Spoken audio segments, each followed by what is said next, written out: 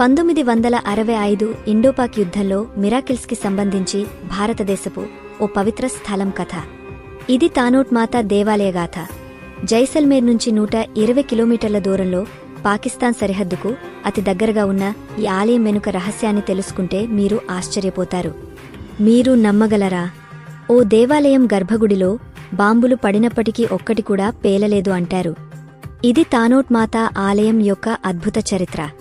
1965లో ఇండియాపాక్ యుద్ధం సమయంలో పాకిస్తాన్ ఆర్మీ ఈ ఆలయాన్ని లక్ష్యంగా చేసుకుని 3000 కంటే ఎక్కువ బాంబులు వేయడం జరిగింది. అయితే అద్భుతంగా ఒక్క బాంబు కూడా పేలలేదు. గర్భగుడిలో పడిన బాంబులు కూడా నిశ్శబ్దంగా ఉండిపోయాయి. భారత జవాన్లు దీన్ని తానోట్ మాతా ఆశీర్వాదంగా విశ్వసించారు. ఆ తరువాత 1971 యుద్ధంలో కూడా అదే విధంగా మాతా ఆశీర్వాదంతో భారత ఆర్మీ ఘన విజయం సాధించింది. ఈ అద్భుతం తర్వాత భారత్ BSF ఈ ఆలయ సంరక్షణ బాధ్యత తీసుకుంది. ఇప్పటికీ ఈ ఆలయంలో మీరు చూడగలిగే బాంబులు అలానే ఉంచబడ్డాయి.